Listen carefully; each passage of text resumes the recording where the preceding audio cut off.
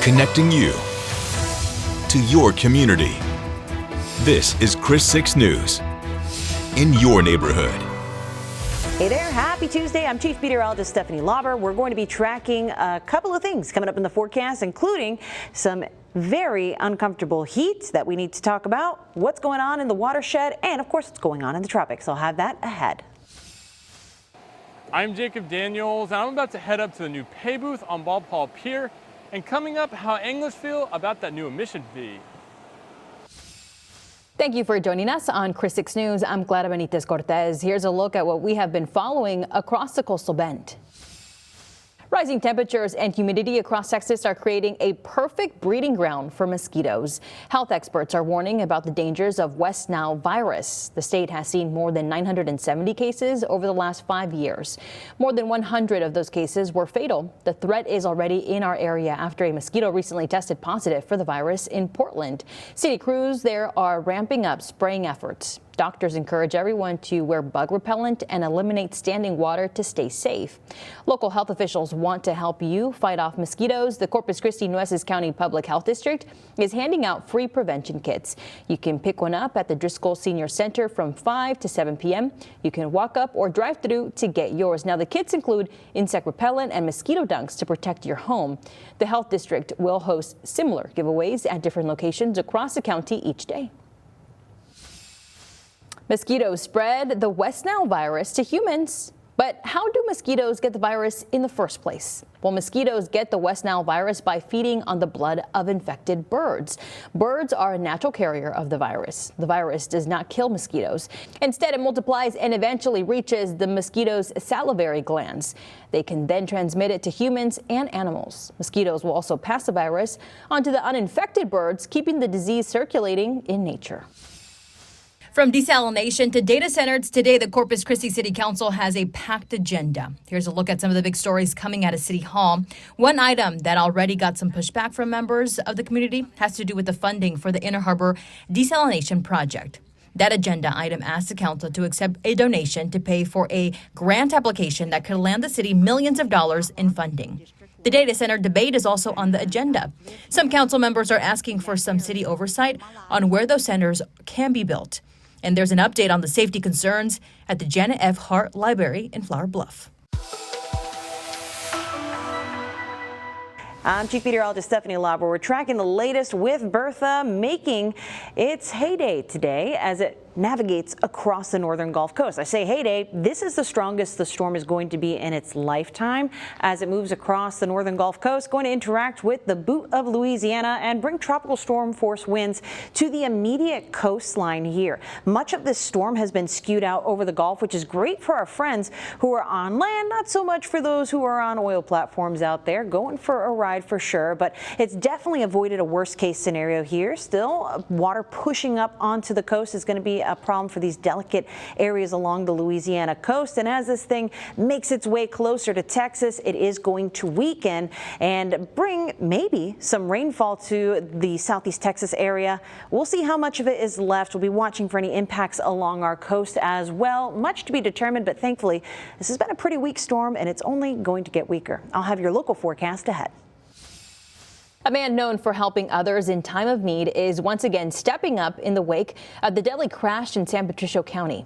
Pete Trevino, founder and CEO of the Big Bertha Foundation, is organizing a benefit for the family of the 5 people killed in Saturday's accident. Trevino and his Grill on Wheels, Big Bertha, have taken part in countless benefit barbecues. He spoke with Caja Telemundo anchor Nina Martinez about a special reason for getting involved. Stacy Martinez, the daughter of one of the victims, is the close friend of Trevino's. I get the phone call from my friend Stacy, and she's like, Pete, that was my mom and my aunt, my uncle, and my cousin. I was like, oh my God. And I mean, she could barely talk on the phone, and I just told her, I'm here for her and her family, and we're going to get this done as a community. A benefit barbecue to raise funds for the funeral costs of the victims will be held Sunday, August 2nd at the VFW post on Ayers near Galahar. It begins at 11 a.m. Trevino needs volunteers and donations of cash and food to make this happen. Now, to find out how you can help, scan the QR code on the screen with your smartphone. Thank you. I'm your neighborhood news reporter, Jacob Daniels, and I just paid to get on a Bald Paul Pier now that the pay booth is open. So I'm gonna go talk to people who are out here fishing to see how they feel about it.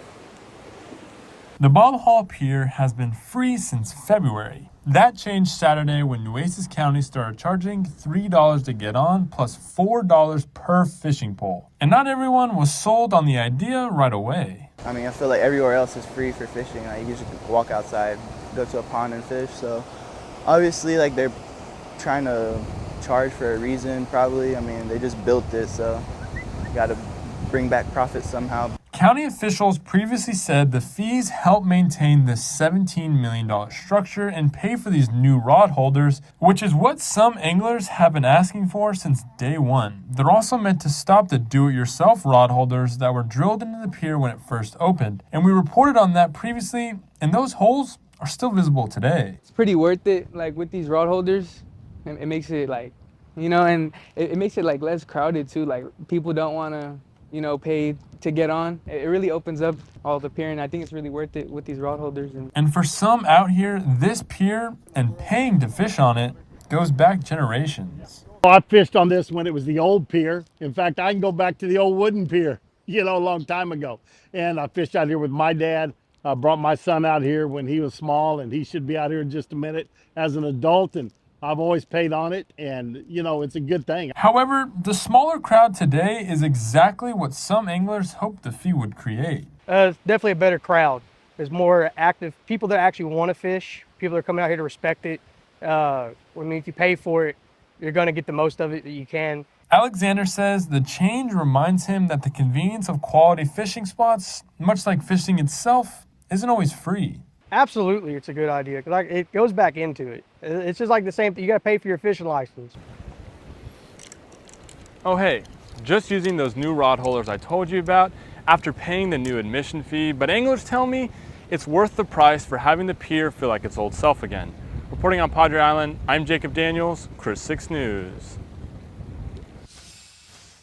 Hey there, Coastal Bend. I'm Reagan Garvin, and I'm here at Woodsboro Elementary because the school year is upon us, which means that it's time for students to get school supplies. And each year, Chris 6 partners with United Way of Coastal Bend so that we can supply our students with school supplies as the school year comes. So I am here with my friend Morgan. Morgan, can you tell me what this means to you and your school? SOS school supply donation is huge for our school. It helps students prepare for the first day, not only academically, but emotionally also. They don't have to stress out and worry about being unprepared or different from other classmates. Gotcha. And can you tell me a little bit about how important it is for students to show up on that first day prepared with their supplies? It's huge. It keeps them focused when teachers are sorting supplies and they don't have theirs. It stresses them out, and it just is not good for their emotional well-being. So, absolutely. All right. Well, if you want to participate in helping our students, you can text 91999 SOS, and then you can donate, and you can do this all year round. So even if you miss this year, you can still donate and send money, and you can also buy school supplies and send them that way. All right, we're going to close out here at Woodsboro Elementary. Goodbye.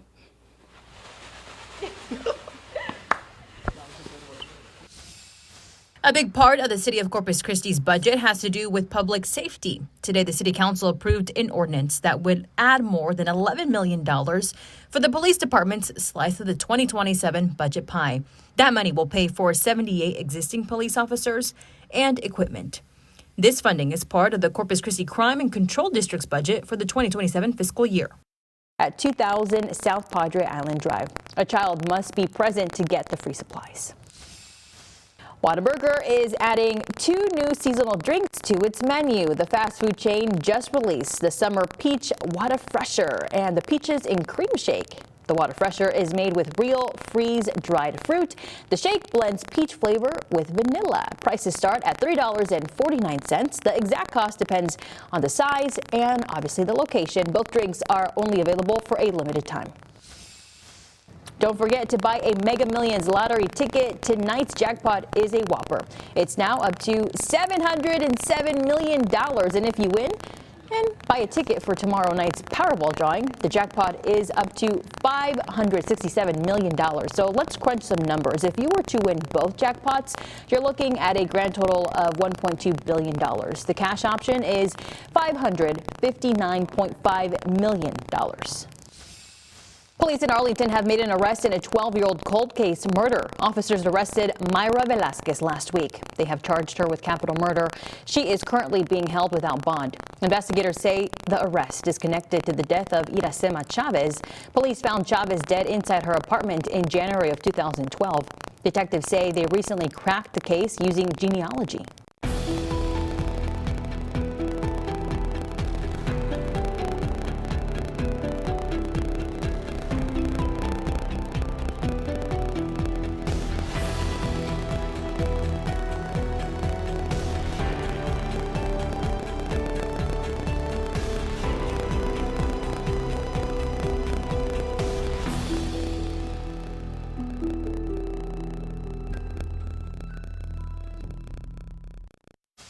The City Council got an update on efforts to address safety concerns at the Janet F. Harte Library. It's located on the campus of Flower Bluff High School and opened in August of 2000 as a joint use facility that would serve the school and the public. In early 2025, Flower Bluff ISD notified the city.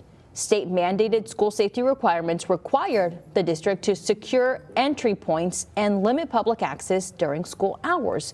Those safety requirements were put in place in the wake of the Uvalde school massacre. In August of last year, public access to the library was cut from 44 hours a week to 24. Today, the council got an update on plans to build a partition wall. A pre-design assessment is 90% complete.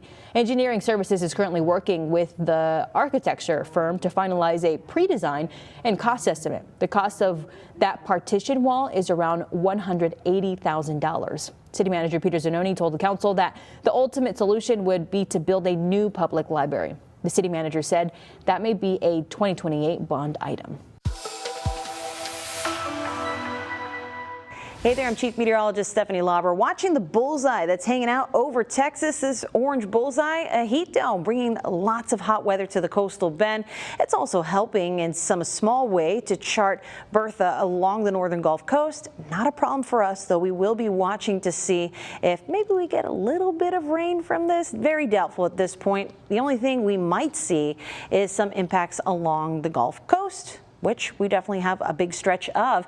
I like to say it this way. Whenever we have something brewing in the Gulf, it's like somebody else on the other end of the pool doing a cannonball. We usually feel impacts, so we'll see how this shakes up as Bertha weakens heading into the second part of the week. But our immediate focus is going to be on the heat. Heat alerts already on deck for Wednesday. We're talking a heat advisory shown here in orange for most of the coastal bend.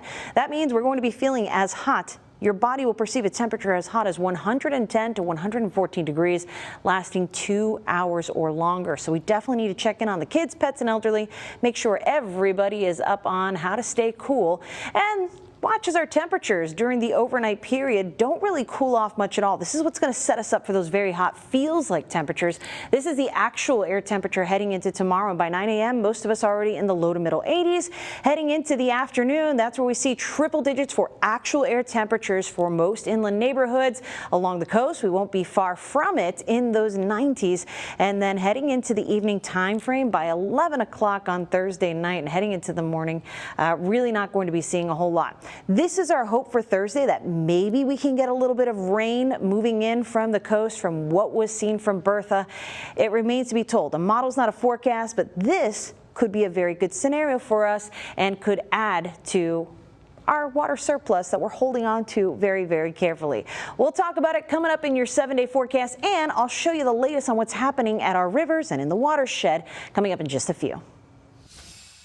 One of the world's most notorious drug traffickers will spend the rest of his life behind bars. Ismael El Mayo Zambada, the 76-year-old co-founder of Mexico's Sinaloa cartel, was sentenced Monday to life in federal prison.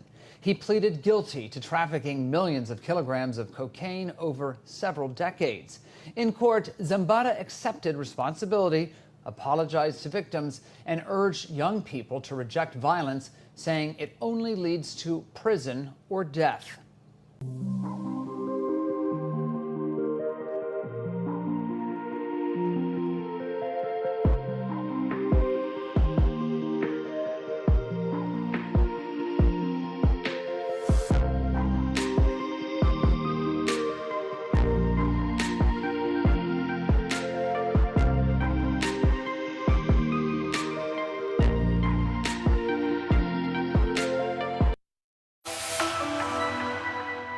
I'm Chief Meteorologist Stephanie Lauber. We have been tracking the river situation here as floodwaters up in the watershed have made their way over the past nearly week at this point toward the coastal bend. We're finally starting to see the Frio River at Tilden respond. We've had all kinds of help waiting out in Tilden stage to prepare for that river flooding, and it looks like we're going to see a crest around 28.4 feet as we head on into Wednesday afternoon. This is going to be a short peak, so this could mean less water heading into Choke Canyon than we were excited for just a few days ago. We'll have a better idea of those numbers coming up tonight, but let's take a look at that 7-day forecast, because as we head on into the next couple of days, there is a small possibility that these dry weather forecast icons you see here involve a little bit of rainfall from Bertha.